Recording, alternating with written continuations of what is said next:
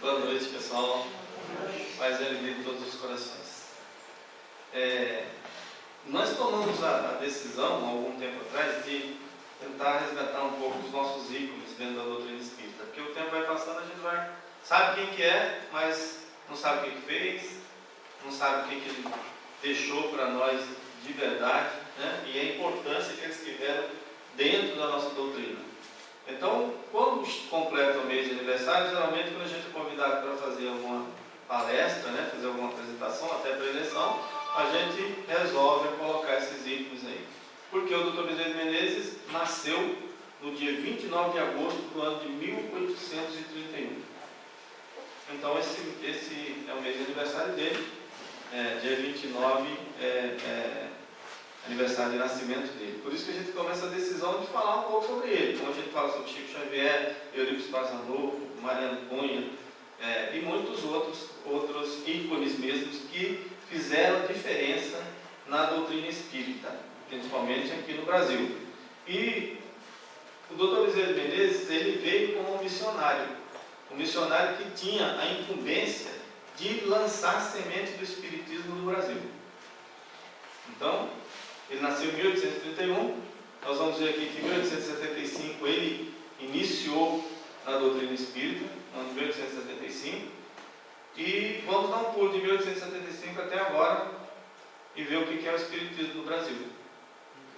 Né? É a maior nação espírita do mundo. Em qualquer lugar do mundo hoje que a gente vai, tem brasileiros fazendo alguma coisa lá. Dificilmente, até na França, né? O espiritismo que tem na França é brasileiros que estão lá levando isso.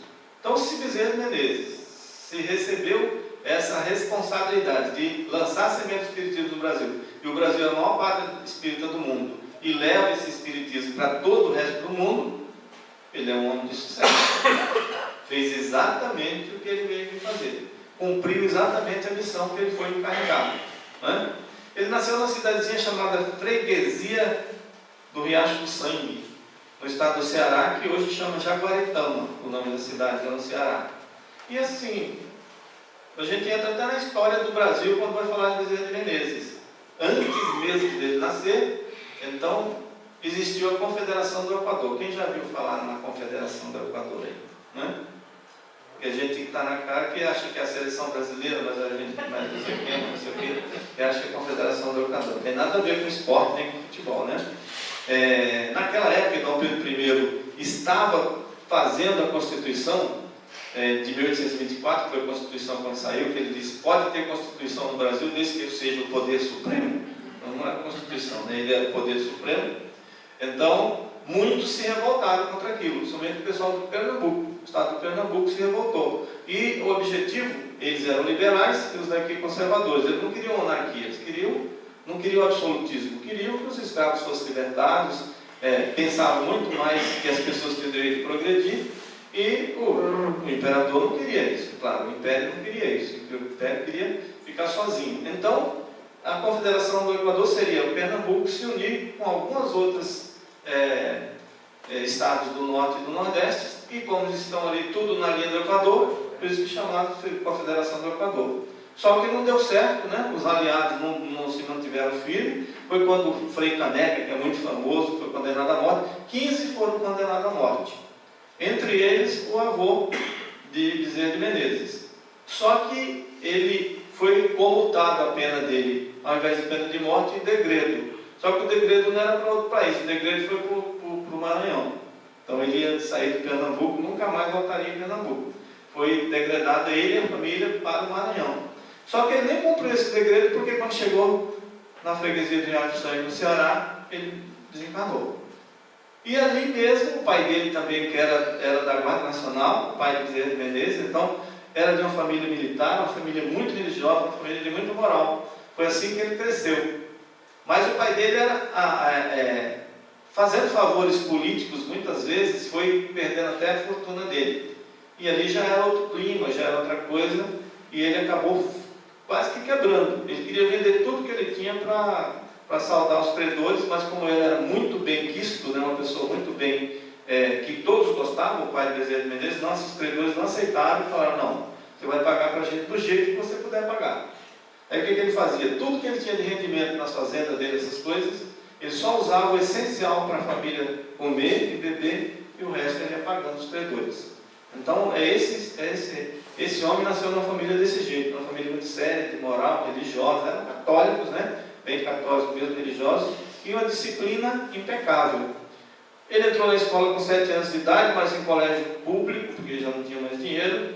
Com 11 anos ele foi para o Rio Grande do Norte, estudar no Rio Grande do Norte, e ali ele também já em escola pública, mas com 13 anos ele já ensinava na escola, ele já dava aula no lugar de professor, sabia latim, sabia muita coisa já, era um gêniozinho se a gente for imaginar.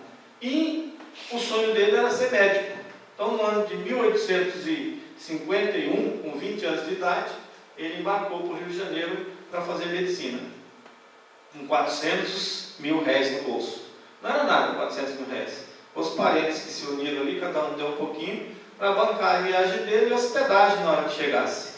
Mas ele conseguiu ingressar em 1852 como praticante do hospital e interno do Hospital da Misericórdia. Começou a fazer medicina. Para se sustentar, ele dava aula de filosofia e de matemática. Então, fazia medicina, dava aula particular de filosofia e depois de matemática, que é interessante essas aulas de matemática também. Ele não tinha jeito de ganhar dinheiro. Para bancar a faculdade, ele tinha que fazer isso, né? Não tinha família para mandar, eles eram pobres. E Bezerra de Menezes foi aquela pessoa que ele nunca pediu nada para ele. Dificilmente ele rogava a Deus pedindo alguma coisa para ele. Quase todas as experiências e todas as informações que nós temos do Dr. Bezerra de Menezes é ele pedindo para os outros. Desde que começou a vida dele até no dia do desencarne, né? E até depois das mensagens que ele mandava, sempre pedindo para o próximo. Mas tem um caso muito interessante, aí logo no começo, na faculdade, que ele não estava dando conta. Então ele resolveu ter uma conversa com Deus, dizendo mais ou menos assim, ou me ajuda, ou então eu vou ter que ir embora, porque eu não estou dando conta de pagar essas coisas aqui, pagar a taxa da escola, pagar a pensão, né, pagar a alimentação, eu vou ter que cruzar os braços, né, virar as costas e voltar para o Ceará, pelo menos lá eu tenho que comer. Mas aí aconteceu um caso interessante. Um dia bateu na casa dele, na pensão, um rapaz, né, mais ou menos da idade dele, querendo contratar ele para as aulas de matemática, né? A gente falou aqui que ele dava aula de matemática, mas foi a partir desse caso, né? Ele não gostava muito de matemática. Inclusive ele falou para o rapaz, eu não sou bom de matemática não, mas você tem que procurar outro. O rapaz falou, não, tem que ser você. Você que foi o indicado e eu estou aqui atrás de você e quero contratar você para as aulas de matemática. Ele pensou bem e falou, olha, do jeito que eu estou, eu acho que eu vou aceitar. Ele falou, tá bom então, vamos combinar. Falou, rapaz, então vamos combinar. Tantas aulas eu já vou pagar para você agora. Eu falei, não preciso, não, eu já quero pagar agora, porque senão eu vou gastar esse dinheiro, depois eu vou ter que me ver com meu pai. Então eu já vou pagar. Pagou 50 mil réis para ele, né? Era dinheiro suficiente para ele pagar alguns meses da pensão, botar as taxas da faculdade em dia, comprar alimentos para ele, comprar alguma coisa que ele tinha que comprar, porque livro ele não podia comprar, estudava nas bibliotecas, né? E correr para a biblioteca para estudar matemática, né? Porque ele precisava ensinar o rapaz. E diz, ele conta, né, os biógrafos contam que ele nunca estudou tanto matemática como daquela vez, né, para se preparar. Mas o rapaz diz que ele está esperando até hoje na espiritualidade, o rapaz nunca apareceu, né? Ele não sabe se o rapaz era encarnado ou desencarnado, ele não sabe. Depois, quando o caso passa, que ele se aprofunda na doutrina espírita, quem que era aquele rapaz, né? Quem que era ele? Era encarnado? Será que era desencarnado? Porque acontecia muito isso com ele. Na hora que ele estava muito apertado, aparecia alguém de alguma maneira para ajudar. Para quê? A gente sabe, ele tinha que manter a lição. É como acontece conosco. Muitas vezes a gente está passando tanta dificuldade no centro espírita, mas como a gente tem firmeza de propósito, a gente tem honestidade para trabalhar, daqui a pouco aparece alguém e dá uma força, dá uma ajuda. Isso eu já vi várias vezes, que a gente tem instituição lá com 150 crianças, né? De vez em quando a gente está devendo, não sabe o que fazer, aparece um salvador da pátria lá e arruma para nos ajudar. Às vezes dando até trabalho para a gente recuperar aquilo, mas aparece sempre. Quer dizer, a espiritualidade providencia, faz uma curva e manda nos ajudar. Em 1856 ele se formou.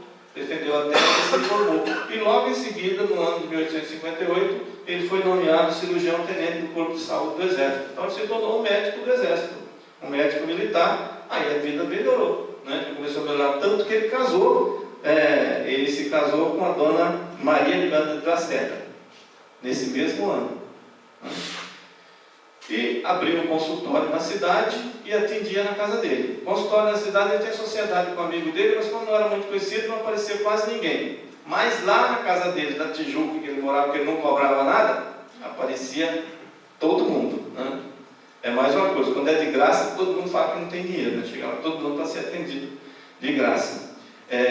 E foi já nessa época que ele recebeu o apelido, ou a alcunha, de médico dos pobres. A princípio, as pessoas que colocaram esse apelido nele era para chacota, né? De gozação, como a gente fala hoje. Mas ele disse que foi ele foi o título mais honroso que ele já recebeu na vida dele, foi médico dos pobres. Foi ser chamado desse jeito. Em 1861 ele resolveu entrar na política. E muitas vezes a gente fala assim, espírita não deve se meter em política. Espírita não deve falar em política, espírita não deve fazer nada disso. Por que não? Nós somos cidadãos como todos os outros. A gente não deve ficar fazendo propaganda política dentro do centro espírita, né? Fora isso, a gente tem que participar da sociedade. E o exemplo são eles. Bezerra de Menezes, né? Quem mais? O marido da Freitas Nobre, né? O Dr. Joaquim Travassos.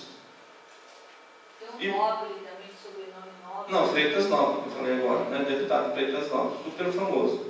E muitos outros que tem aí, que a gente às vezes desconhece, porque hoje nós temos o Girão lá como senador, né? E estão participando, tem que participar com honestidade, sendo direito. Isso representa muito bem a doutrina ou qualquer outro lugar que a gente esteja. Então não tem problema nenhum ser político. Então, em 1861 ele ingressou na política. Ele era presidente do Partido Liberal. Mas só que quando ele ganhou a eleição para vereador do Rio de Janeiro, era da capital, era de Niterói, né? Niterói que era a capital do Rio de Janeiro naquela época. A candidatura foi impugnada pelos conservadores, que era o Radoc Lobo, que era o presidente dos conservadores. Impugnou a candidatura dele porque ele era militar. Aí ele falou, não, o partido precisa muito de mim, então eu vou fazer o seguinte, eu dou baixo do exército. Então ele deu baixo do exército para ajudar aos liberais. E foi eleito, e depois, em 1864, foi reeleito. Até 1868, ele era vereador do Rio. Só no intervalo, em 1863, ele teve um choque, né, grande, que foi a perda da esposa. A esposa dele morreu, deixando ele com 2 filhos, um de 1 e outro de 2 anos de idade. Então aquilo ali foi um fato que abalou ele fisicamente e moralmente. Ele ficou muito caído. Hoje a gente chamaria de depressão, né? Deve ter ficado muito depressivo, porque geralmente a pessoa questiona, né? Ainda mais naquela época a sociedade era totalmente machista, quem tomava conta do filho era homem, mulher, não homem, né? A mulher tomava conta das coisas em casa e o homem ia trabalhar.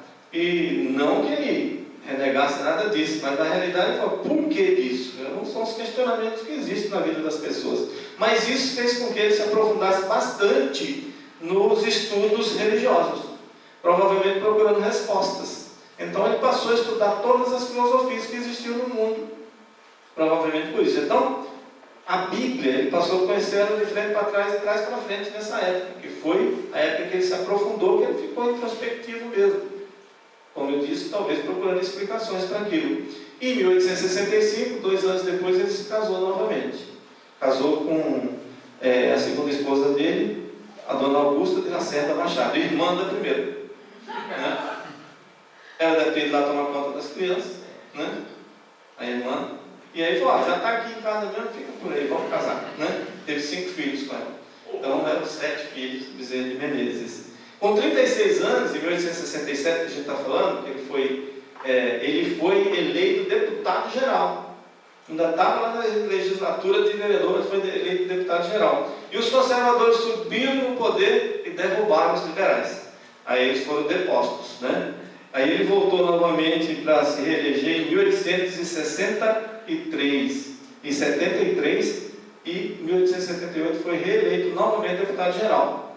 Porque naquela época era capital, então o deputado-geral era muito mais importante que um deputado federal hoje, né? Como se ele fosse um prefeito, por exemplo.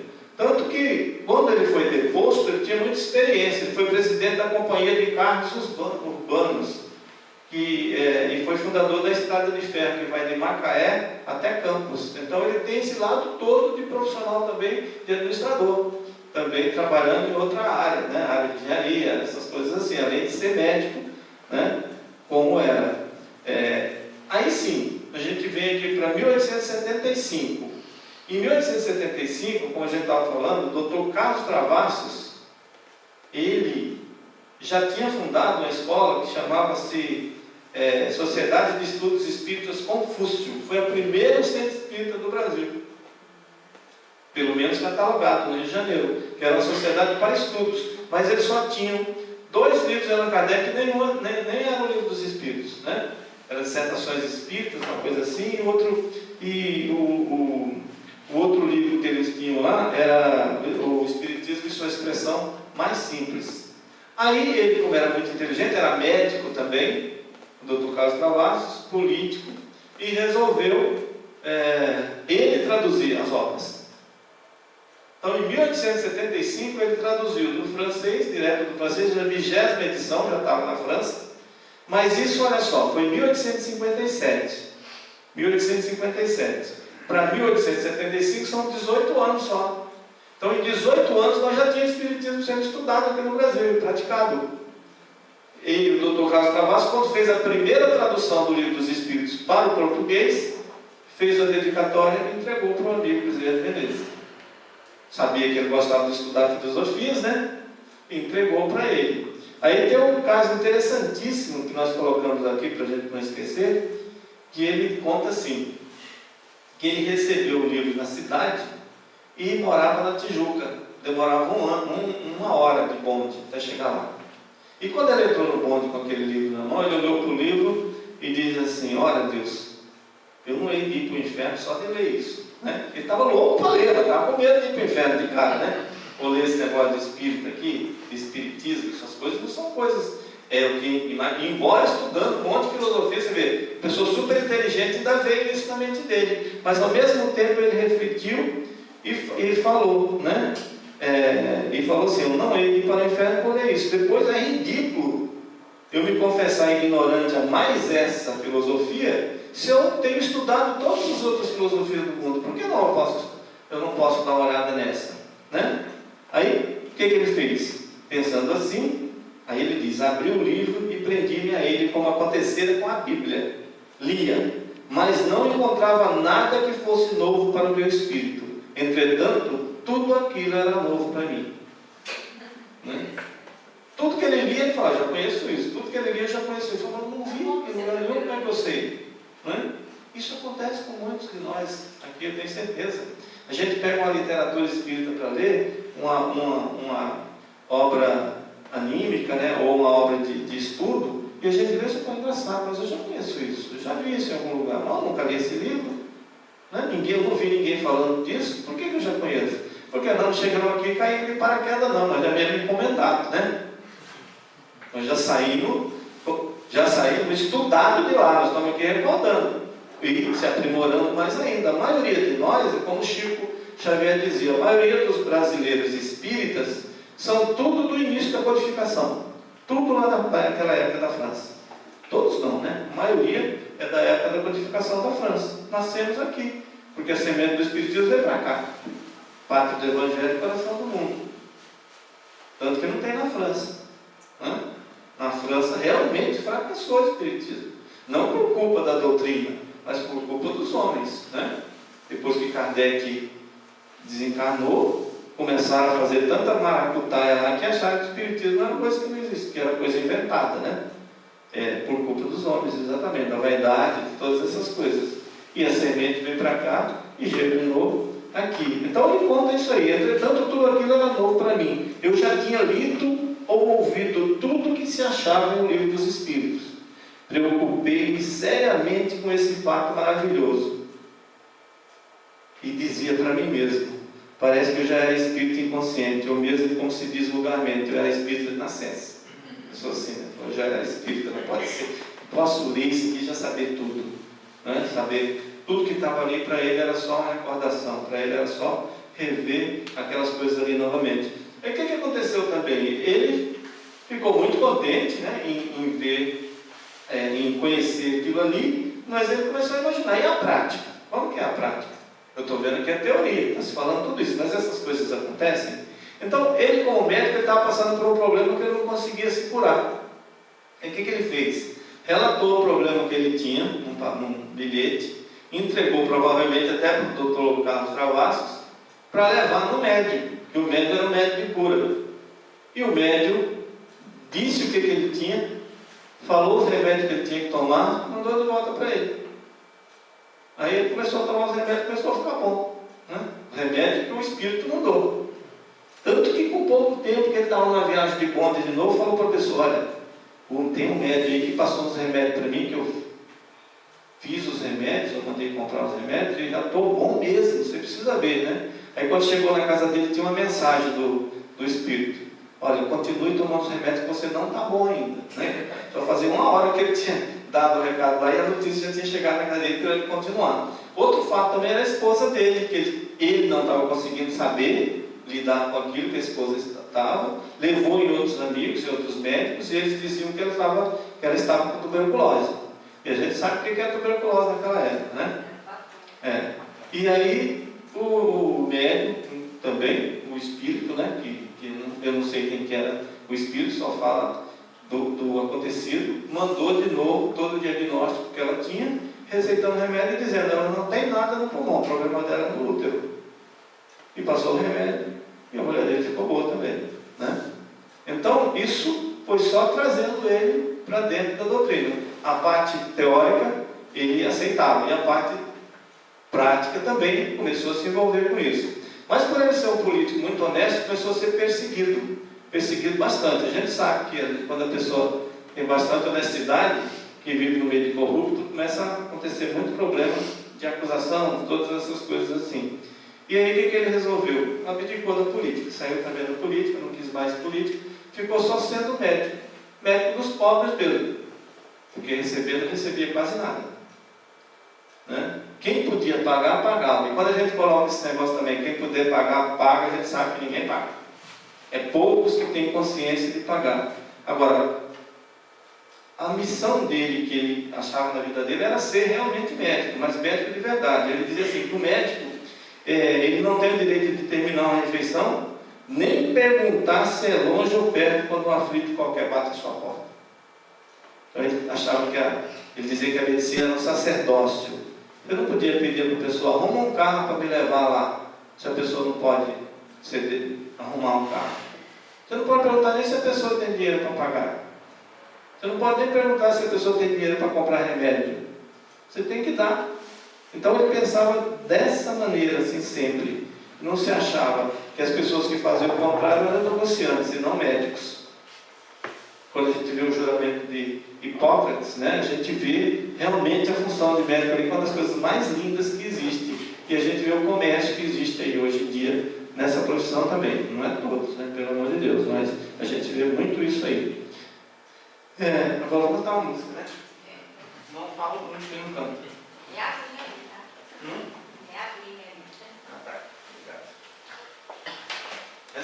Essa música chama-se Mestre Amado. Ela é muito a cara do Dr. Bezerra de Menezes.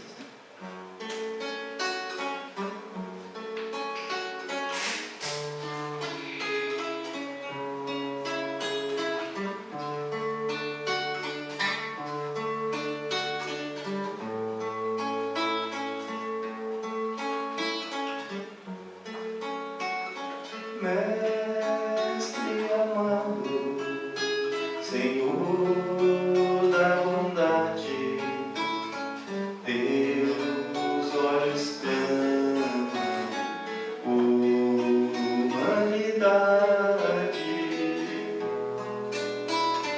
mas sempre estamos muito apressados, não vendo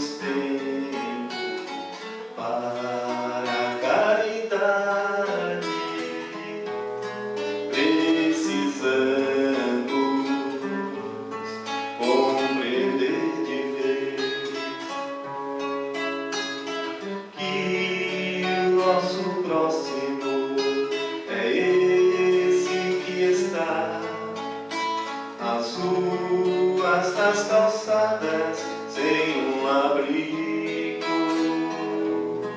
e fazer chegar o alimento da vida, do corpo e da alma, o amparo e o remédio, a luz do Evangelho de Jesus.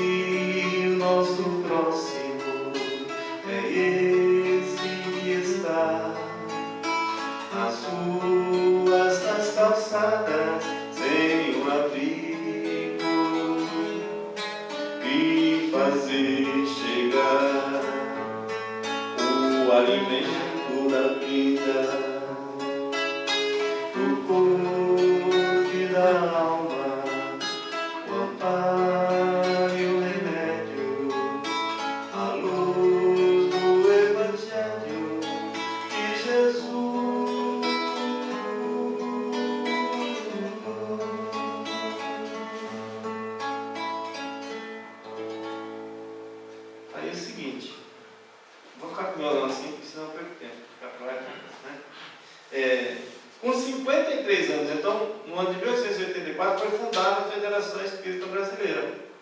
E Bezerra de Menezes se encarregou da explicação popular do Livro dos Espíritos. Veja só, né? Interessante. Ele que foi responsável para explicar para a população. Quem sabia ler naquela época? Né? 1884. Quem sabia ler? Poucas pessoas. E quem sabia ler e conseguia entender aquilo também? É outra coisa, né? Até hoje ainda tem as dúvidas. Até hoje a gente pega, e é normal isso. É normal. Por isso que é legal a gente estudar o Livro dos Espíritos e toda a codificação em grupo. É a coisa mais legal que tem estudar em grupo. Porque estudar só. Não sei, só para que toda segunda-feira nós temos nosso estudo a partir das 20 horas sobre o Livro dos Espíritos, uma questão 800 e pouco. Exatamente. Por quê? 2 anos e meio. Porque estudar em grupo, você vai ter um grupo heterogêneo, onde um pode ser químico, outro pode entender de física, outro pode entender da área de humanas. E o Livro dos Espíritos tem tudo isso aí. Porque tem horas que por a gente não conhecer profundamente aquela área que está sendo citada, todo mundo entende tudo. Só que profundamente a gente não entende. Por isso que cada vez que a gente vai ler o livro, a gente começa a entender outras coisas de novo. São coisas que parece que a gente nunca viu, né? Porque é o tempo que vai fazendo, vai nos maturando, né? Vai fazendo a gente aprender mais. E quando a gente está em grupo, o que sabe mais, que está no grupo, fala, não, eu entendi isso aí. E às vezes a gente tem muita surpresa no entendimento. Às vezes é aquela pessoa mais simples que tem no grupo. Às vezes não é o formato, não é o doutor que dá a opinião, porque ela tem conhecimento, sabedoria profunda para passar. E consegue explicar para a gente com coerência aquela questão ali. Então, a função de Bezerra de Menezes, no começo da federação, foi explicar para a população o que era, né, o Livro dos Espíritos. E ele, em 1886, portanto, agora quanto tempo? 1857 para 1886. 1857 para 1886, 30 e 29 anos, né? Foi quando ele foi se declarar espírita. Depois da coisa, porque ele iniciou em 1875, então são 11 anos depois. Foi 11 anos depois que ele reuniu a sociedade do Rio de Janeiro, 2.000 pessoas, na Guarda Velha que chama, que hoje é a Avenida 13 de Maio, Rio de Janeiro, no auditório lotado, que tinha 2.000 pessoas, para se declarar espírita. Olha a moral que ele tinha, de chegar e falar, ninguém mais vai me confundir, ou ficar falando por trás, né? Reuniu, e as pessoas ali para ver falar o eminente médico, né? O eminente militar, o eminente político, ali o eminente religioso que ele é, para dizer, olha, eu sou espírita. Mas aí o Rio de Janeiro todo caiu em cima dele, né? Rio de Janeiro é família. Tem até uma carta que a gente estava falando do Freitas Nobre, a carta que o irmão fez para ele, renegando ele por ele ter se deixado ao catolicismo e passado a ser espírita. E a carta que ele volta para o irmão dele é fantástica. Então, o doutor Freitas Nobre, ele fez esse livro só baseado nessa carta. É um livro só baseado nessa carta. Nas duas cartas, nas cartas que o irmão manda para Bezerra e nas respostas de Bezerra para o irmão. Muito bacana. Mas nessa época ele se dedicava totalmente aos pobres. Como a gente está falando, quase ninguém pagava nada. Aí o farmacêutico, que era ali no bairro dele, fazia o seguinte: quando a pessoa chegava lá para comprar um remédio, ele dizia assim: você não tem dinheiro para pagar a consulta? Aí ele acabava pegando uns trocados lá de algumas pessoas. Falou: se você tiver condições de pagar alguma coisa, pode pagar, porque ele não vai pedir para pagar. O farmacêutico conhecia e falou: eu sei que você tem condições, por que você não paga? E muita gente pagava para o farmacêutico guardava. O doutor Bezerra de Menezes descobriu, ia lá e pegava o dinheiro e distribuía de novo para os pobres, mandava comprar remédio, fazer todas essas coisas, né? Então para ele não tinha jeito, nada, né? Mas acontecia muito esses fatos de ele receber muitas coisas. Um dia ele estava saindo da casa dele, que é o caso da carroça de alimentos que fala, estava saindo da casa dele e a esposa falou: olha, se você não trouxer nada hoje para casa, vai ser difícil para comer, para jantar hoje aqui. Ele falou: não, vamos confiar que Nossa Senhora nos ajuda. Aí quando ele voltou de tarde para casa, a esposa falou: não, eu tinha falado para você que faltava coisa para comer, mas também não precisava exagerar. Ele falou: por quê? Ele levou ele lá para a despensa e falou: logo que você saiu, chegou uma carroça lotada com tudo quanto era comida e trouxe aqui para casa. Foi você? Ele falou: não, eu comprei não, mandava aí. Quer dizer, existia isso. Ele tinha que dar continuidade. Mas por ele ser tão bom, acho que as pessoas viram isso também. Mas eles falam: a pessoa não aceita. Ele não aceita receber de gente pobre, não aceita nada. E muita gente fala: poxa, vou ajudar aquela pessoa também. Estimulado ou intuído pela própria espiritualidade, com certeza, né? O caso do anel de formatura também é muito famoso, que a senhora chegou lá com 2 crianças doentes e ele consultou as crianças e falou: olha, o caso delas não é grave, mas vai ficar grave se elas não tomarem remédio. Então, a senhora só compra esses remédios, dá esses remédios para elas, que elas vão ficar boas. Aí a mulher falou: doutor, se eu tivesse dinheiro para comprar um remédio, eu dava comida para eles. Aí ele se fez de rogado, pegou o anel de formatura, pegou e falou: isso aqui dá para você comprar comida, comprar os remédios, vai cuidar dos seus filhos. Quanto será que valia um anel de formatura naquela época, né? Era muito mais caro do que hoje, era muito mais grosso do que hoje. Todo mundo tinha questão de honra, um doutor carregar o seu anel de formatura. E ele pegou para a mulher ali. Em 1886, voltando para o lado espiritual, ele começou a escrever os artigos do maior jornal que nós tínhamos no Brasil, que chamava O País, né? Era o maior jornal do Brasil. E ele tinha uma coluna lá, o pseudônimo dele era Max. E o tema era a série, né, Espiritismo, Estudos Filosóficos. Ele fez isso de 1886 até 1893. E hoje, vocês veem alguma coisa do Espiritismo em jornais de grande circulação do país? Há pouco tempo no Rio de Janeiro tinha um jornal chamado Última Hora. Aí tinha lá uma tira, né? Coluna, aliás, que falava sempre sobre doutrina espírita. Mas aí já faz tempo. Que é isso que a gente 40 anos. que é isso que a gente tem que fazer. Porque adianta alguma coisa a gente fazer um jornalzinho só para nós? Aí a gente faz jornalzinho e só entrega para os espíritos. Espíritos já são espíritas, o que a gente precisa saber? A gente tinha que fazer um jornalzinho para nós, mas entregar para todo mundo por aí, para divulgar, como o Caibra Chuta eu fazia. Entrava no trem, que vinha do Brasil todinho aí, e entrava lá e distribuía o clarim para todo mundo. Ele não estava preocupado se era espírita, se não, quantos espíritos ia ter, ninguém, distribuía para todo mundo, né? Isso que a gente está falando, nosso programa tem 15 anos, nosso programa de vivência espírita. Tem 15 anos, 70% que escuta o programa não é espírita. 30% só que é espírita. Os 70% é de outras religiões. Já provado estatisticamente. É assim que a gente tenta fazer, levar a doutrina para os outros, sem proselitismo, só mostrando as coisas, né? Então tem muitos casos interessantes, doutor Bezerra de Menezes. A filha dele, a Evangelina, quando era pequenininha, estava muito doente. E ele acabou deixando a menina em casa para ir atender outra criança que estava com muito problema e fala para a esposa: olha, eu vou cuidar dessa outra porque Jesus vai cuidar da minha. E ele não estava dando conta do que a menina tinha, pequenininha, né? E aí ele foi cuidar da outra. Quando deixou a outra boa, voltou tarde da noite para casa, chegou em casa até preocupado. Assim, meu Deus, a menina está grávida, está tudo apagado, tudo escuro, será que minha filha desencarnou? E aí chegou lá, a esposa dele estava deitada de um lado e a menina deitada do outro, na maior tranquilidade, a menina sem febre, sem nada. Ele se ajoelhou e agradeceu, falou: nossa, Jesus é muito melhor médico do que eu, porque eu não estava conseguindo cuidar da menina e cuidou. Mas por quê? Talvez isso aí fosse até teste de fé, para ver se ele ia cuidar das pessoas que estavam necessitando dele, enquanto a filha dele estava ali precisando, mas ela já estava medicada também, né? Ele levava esse sacerdócio de médico com grande galhardia, que a gente pode dizer, mas ao mesmo tempo as pessoas, a maioria das pessoas que eram pobres, não tinha certeza se eram os remédios dele que curavam, que era a homeopatia. Até hoje as pessoas acham que a homeopatia não é remédio, né? Muita gente acha que a homeopatia não é remédio.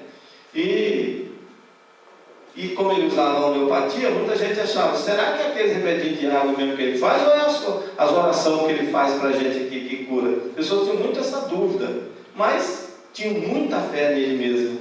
E ele fazia, diz que ele receitava pelos lábios e pela pena, né? Pelos lábios eram conselhos, vestidos de emoção e de ternura, e pela pena, homeopatia, água fluida e paz. Olha só o médico receitando: olha, a receita é essa aqui, é assim mesmo que fala? A receita é essa, o código da receita, né? Que vai com o código que vai, né? É esse aqui. Mas você tem que ir no centro espírita tomar aquela água fluidificada e tem que tomar paz, escrito na receita, né? Fazia isso. E ao mesmo tempo, em muitas casas que ele ia, naquela época ele já levava o Evangelho, falando para as pessoas: você tem que estudar isso aqui, porque isso aqui, o autor dele é muito importante, que é o nosso Senhor Jesus Cristo. Então essa parte religiosa dele também era fantástica, de implementar mesmo a religiosidade dentro da doutrina espírita. Mostrar que a doutrina espírita, e talvez se eles não tivessem colocado essa parte religiosa, que era um país eminentemente cristão, totalmente cristão naquela época, porque tinha alguns judeus aí, eu acho, o resto era tudo cristão, né? Então, mas ele trouxe, olha a inteligência de trazer bem esse lado religioso para o povo. Porque se talvez ele só ficasse na filosofia e na ciência, ele não tivesse conseguido, né, fazer isso. Então ele traz bastante religiosidade, esse lado bastante religioso aí, né? Outro caso interessante também é do abraço de Nossa Senhora, né, que ele estava saindo da Federação Espírita Brasileira, descendo, e viu lá um homem, lá no sopé da escada, assim, um homem mais ou menos 45 anos de idade, a roupa desalinhada, os olhos profundos, né? Dá a impressão que estava doente, para o que fazer. E de fato, quando ele se aproximou, era aquilo mesmo. O homem estava bastante necessitado. Perguntou se ele era o doutor Bezerra de Menezes, ele confirmou e falou: só o senhor pode me ajudar. Eu estou doente, tenho esposa, 2 filhos, meus filhos também estão doentes, estou desempregado, não consigo nada. Naquela época não era fácil arrumar uma cesta básica também, não, se a gente for lembrar. Nem existia isso. Era difícil você conseguir algum alimento se você não tivesse como comprar. Muito difícil mesmo. E o doutor Bezerra de Menezes, aquele homem ali na frente dele, ele enfiou a mão nos bolsos, a única coisa que ele tinha era o vale, né? O vale de transporte de hoje, que naquela época chamava bilhete do bonde. E não podia fazer nada, só pediu inspiração para o alto e perguntou: meu filho, você tem fé em Nossa Senhora, Nossa Mãe Santíssima? Ele falou: tenho muita fé, doutor Bezerra. Ele falou: tá bom, então a Mãe Santíssima mandou eu te dar esse abraço. E deu um abraço bem apertado no rapaz, e ao mesmo tempo falou: olha, ela vai te ajudar, você tem fé, ela vai ajudar. Volta para casa, coloque uma água lá, faça uma prece, abrace seus filhos, abrace sua esposa, faça o Evangelho. Você pode ter certeza que a Mãe Santíssima vai te ajudar. Aquele homem saiu por um lado e ele saiu muito triste por outro lado, porque ele não se conformava de um semelhante, de uma pessoa chegar próxima a ele e ele não poder ajudar. Mas como ele era sempre requisitado, passou aquela semana sem ele Acabou esquecendo do caso, porque eram muitos casos o tempo todo à procura dele. Quando chegou na outra semana, que ele vinha descendo a escada, tinha um senhor lá. Quando ele foi se aproximando, ele falou: doutor Bezerra. Ele olhou para o rapaz e falou: só vim agradecer o abraço de Nossa Senhora que o senhor me deu. Aí ele reconheceu que era aquele rapaz. Ele falou: olha, eu fiz exatamente o que o senhor falou para mim. Inclusive, na hora que eu saí daqui naquele dia, já saí diferente. Já saí com outro ânimo. Cheguei em casa, fiz o que o senhor mandou. Na hora de fazer a prece, coloquei água, dei para os meus filhos, dei para minha esposa. Inclusive, aquela água devia ter algum remédio dentro, alguma coisa, porque a febre deles passou e parecia até que estava com a barriga cheia quando amanheceu o dia. Ninguém estava reclamando de fome. E eu tive um impulso muito forte de levantar e ir procurar um emprego. Na primeira porta que eu bati, eu consegui um emprego. Expliquei a coisa para o meu patrão, minha situação. Ele me deu adiantamento, eu coloquei alimentação em casa. Estou trabalhando, graças a Deus, mas eu não podia deixar de vir aqui e agradecer ao senhor pelo abraço. Aí ele abraçou novamente aquele rapaz, agradecendo a Nossa Senhora, numa emoção total, os dois ali, daquilo que tinha acontecido.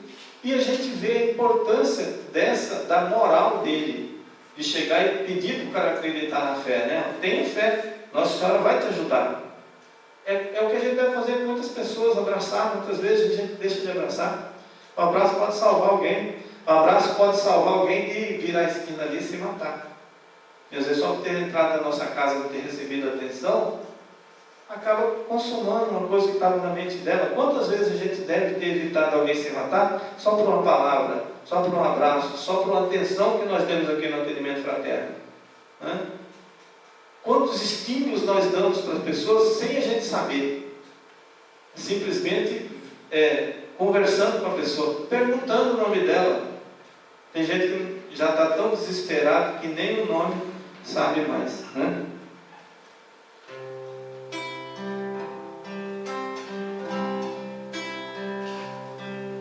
Às vezes, olho a minha volta, procurando luz, só vejo escuridão. Às vezes, meio constrangido, busco um amigo e encontro solidão.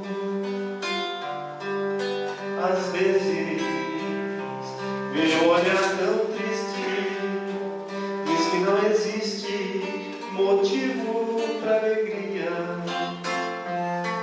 Mas quando isso acontece, faço uma prece ao Filho de Maria.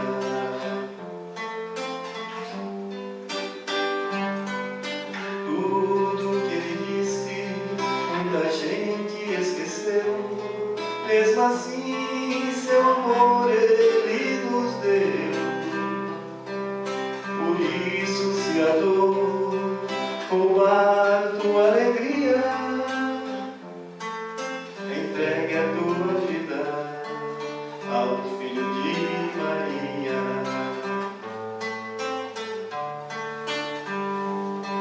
Às vezes, olho a minha volta, procurando luz, só vejo escuridão. Às vezes, meio constrangido, busco um amigo e encontro solidão. Às vezes, meu olhar tão triste diz que não existe motivo para alegria. Mas quando isto acontece, faço uma prece ao Filho de Maria.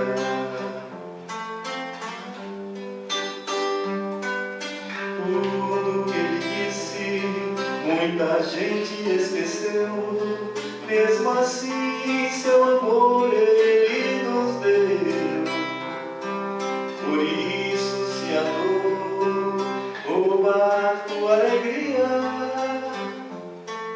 entregue a tua vida ao Filho de Maria. Entregue a tua vida ao Filho de Maria. Ao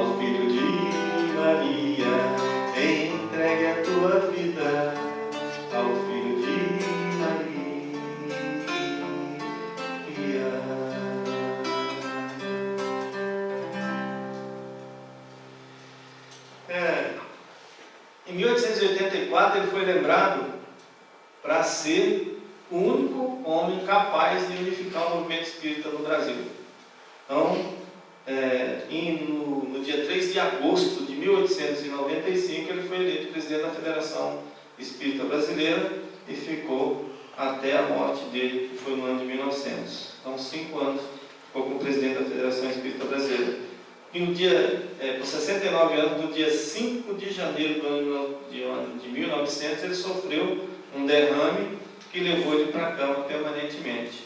Então, ali ele já estava decretado exatamente que ele não voltaria mais. Foi muito grave o problema dele. E todas as pessoas ficaram preocupadas com isso, todo mundo queria ver ele. Então eles colocaram um quarto lá na casa, com uma cama e uma cadeira, onde todo mundo que queria chegava lá, um levantava da cadeira, outro sentava. Então era sem parar, o dia inteiro, gente ali sentada. O compromisso era só não falar, né? Porque se quisesse falar com ele, ele acabava querendo fazer esforço, então seria pior para ele. Então, compromisso da família com as pessoas assim, não, pode, só fique sentadinho na cadeira.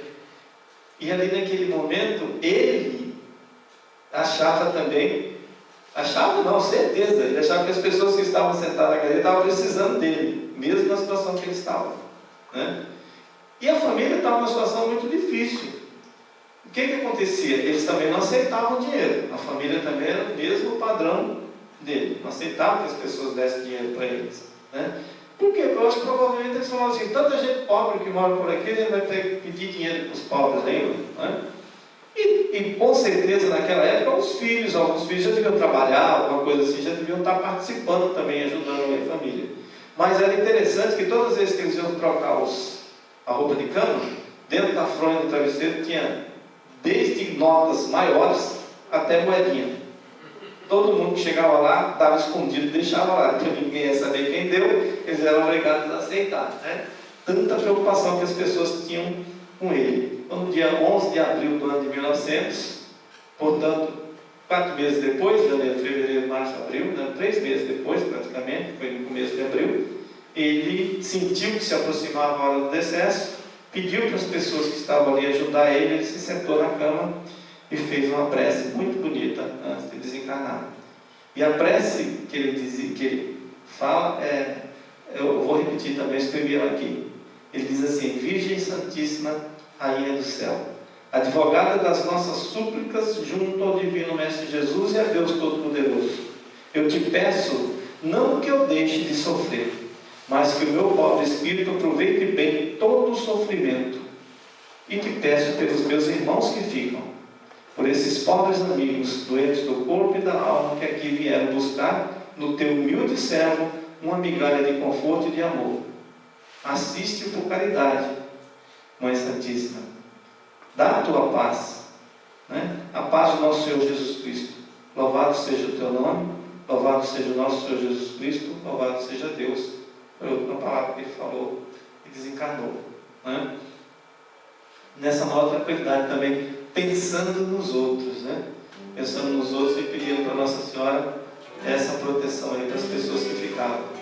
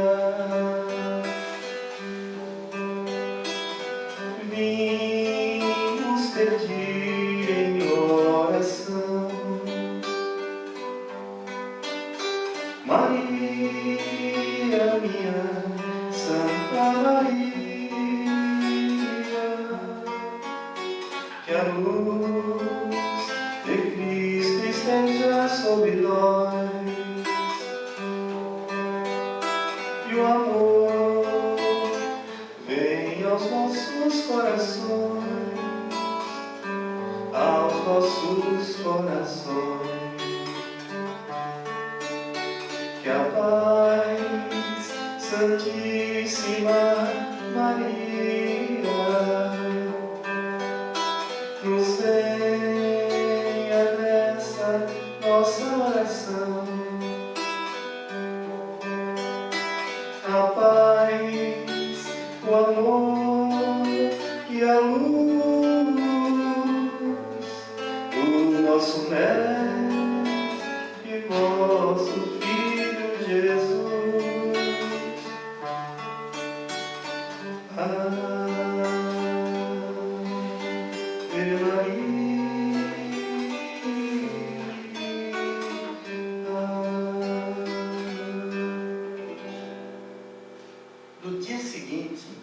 dia 12 de abril de 1900, o médium Frederico Pereira da Silva Júnior recebeu da Federação Espírita Brasileira uma psicografia de Bezerra, no dia seguinte, ele informando da chegada e pedindo mais uma vez por todos que ficavam, né? Só dando a confirmação do plano espiritual e pedindo, é uma mensagem grande, mas pedindo ajuda para os que ficaram. Mas interessante mesmo é que Bezerra tinha vários mentores que conversavam, todas essas coisas.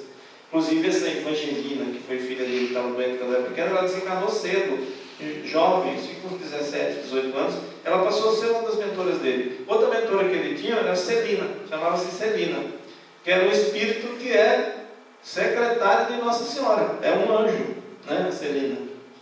E quando ele chega no plano espiritual, que ele se acorda, lá no quarto que ele estava, acorda pela primeira vez, quem está lá para receber ele é Celina, né? E ele levanta da cama, ela pede para ele levantar, ele vai até a janela, e quando ele vê na janela, tem uma multidão, gente de tudo quanto era jeito, olhando para ele, saudando, rindo. E ele olhou para Celina, assim, com aquela multidão de pessoas na janela, e falou: minha filha, olha, um encarnado chamar um anjo de minha filha, né? Minha filha, imagina a moral que ele tem. Minha filha, quem são essas pessoas? Eu não sei quem que é ninguém. Aí ela falou: Bezerra, todas essas pessoas são pessoas que você sempre ajudou sem nunca perguntar quem que é. Elas já vieram na sua frente e estão aí para te saudar na sua chegada aqui, né? Ele não conhecia nenhuma pessoa que ele ajudou, porque quando a gente ajuda mesmo de coração, a gente não está preocupado em quem que é, a gente está preocupado em ajudar, não em saber quem que é. Ah, só vou ajudar ele ou ajudar aquele, não. Então eu não conhecia ninguém, porque ele ajudava sem se preocupar quem que era a pessoa. E depois, Chico Xavier já conta uma história interessantíssima, 50 anos depois, para a gente encerrar, 50 anos depois que Bezerra estava no plano espiritual, resolveram fazer uma festa lá para ele, né? Para comemorar os 50 anos da estadia dele no plano espiritual. Eu ainda quero participar de uma festa dessa para ver o que eles dão para a gente comer e beber lá, né? Estava tendo uma festa. Diz que ele não estava gostando muito não, que espírito superior não gosta de festa, só os inferiores, né? E aí, ele, daqui a pouco, né, ali, entre as pessoas que estavam ali, Chico Xavier falou que ele estava presente, desdobrado estava presente, por isso que ele relata isso. Ele falou que Celina aparece, né, se corporifica ali naquele plano, e fala para ele: Bezerra, a sua etapa aqui foi cumprida. A partir de hoje, a Mãe Santíssima quer você do lado dela, cumprindo outro tipo de missão. Ele se agradece, se ajoelha, agradece imensamente a Nossa Senhora, agradece a Celina, diz que está imensamente honrado por aquela tarefa que Nossa Senhora quer dar, mas que, se fosse permitido, ele gostaria de ficar aqui no Brasil, enquanto tivesse uma alma no Brasil sofrendo, ele gostaria de ficar aqui. Celina volta. Daqui a um tempo, Celina volta de novo e fala: seu pedido foi concedido. Nossa Senhora disse que sim, que Bezerra ficasse no seu posto o tempo que quisesse, sempre sobre as suas bênçãos. Segundo algumas informações espirituais, que era 200 anos a mais que ele ia ficar aqui. Mas se for para cumprir a promessa dele e está todo mundo legal, não vai ser 200 anos que vai dar, não. A gente já sabe disso, que bota 1000 aí para frente para poder dar certo, para consertar esse povo aqui, né? Mas olha que interessante, né? E ele poderia ir para outra dimensão, para o lado de Nossa Senhora.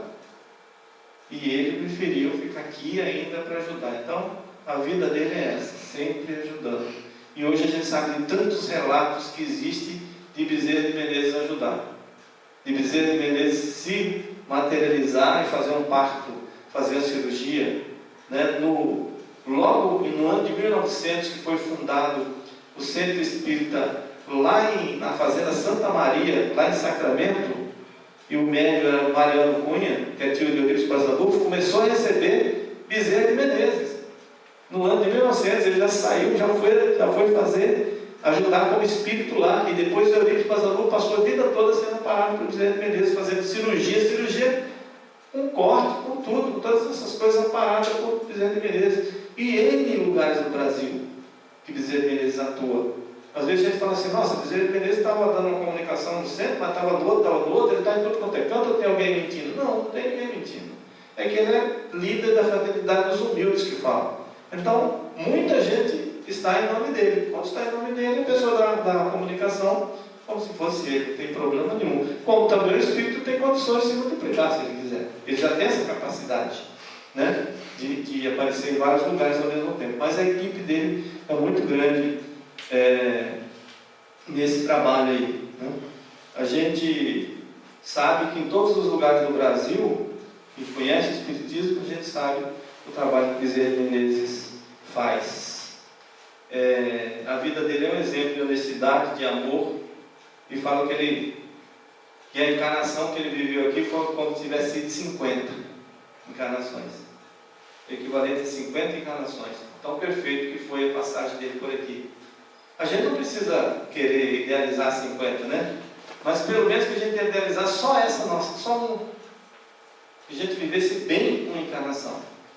Já seria bom demais, a gente já estaria cumprindo o que nós prometemos de vir aqui cumprir. Bastava um só. Que a gente faça, use pessoas como Bezerra de Menezes como modelo e faça a nossa encarnação bem feita.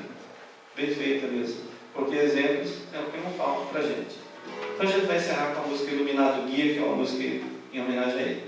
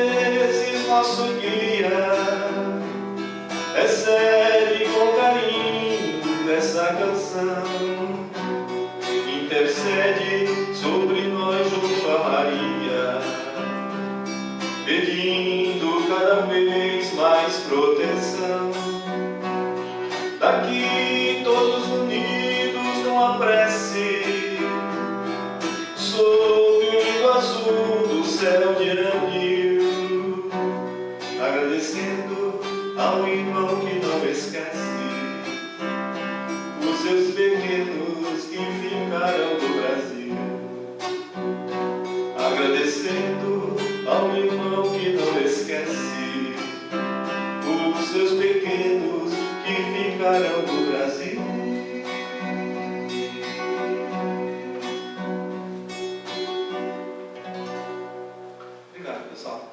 Até a próxima.